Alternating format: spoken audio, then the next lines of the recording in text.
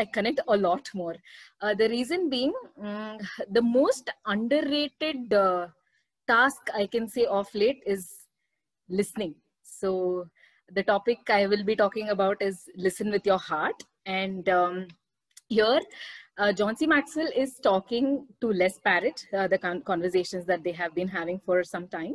And John C. Maxwell was not a very good listener, but he was an A personality leader, and he was not a good listener. So for Les, he was not able to relate to this. He was like, I cannot believe you are not a good listener. And John C. Maxwell shares his story about how impatient he was with people, and he learned through course, and he failed and failed and failed, and then came to this. And he said he used to give opportunity for people to talk just to wait for his turn.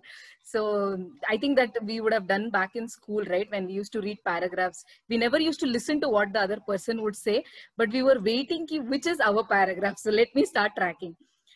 So similarly, John C. Maxwell was such a kind, and when he got married to his wife, he was similar to that.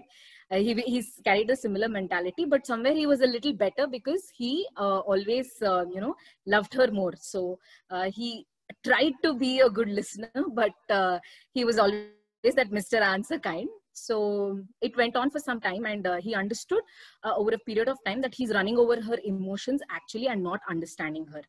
So he's given a few ways where we can become better listeners and, come out of the poor the mindset of being a good listener. The first thing that is very important is focus on the person. So the moment, someone starts talking, we concentrate on the idea or on the communication that's happening, but not on the person. That's when we lose the personal connect. So the first point is focus on the person. Second one is unclog your ears. So we have so many things around us that can just immediately change our focus.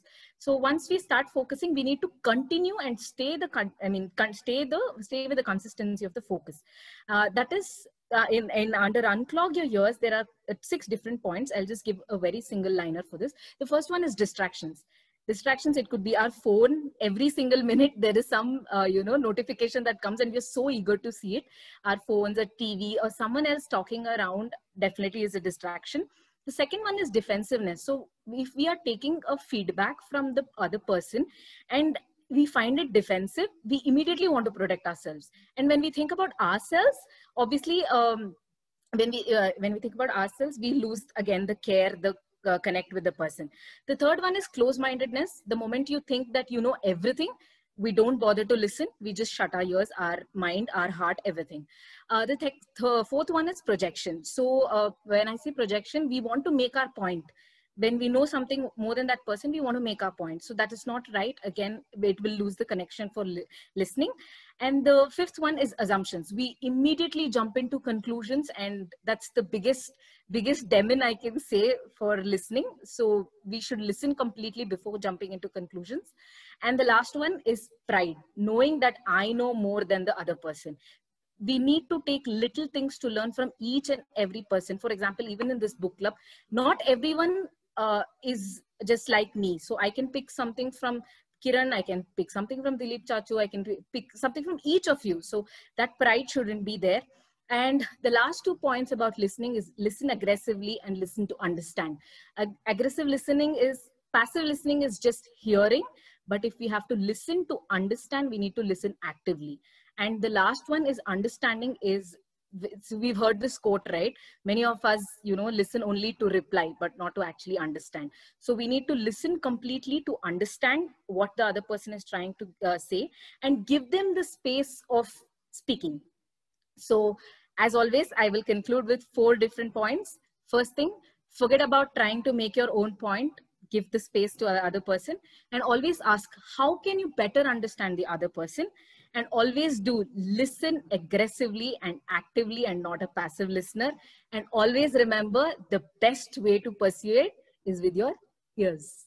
So that's what I wanted to share. Amazing, Sana. As usual, you always rock.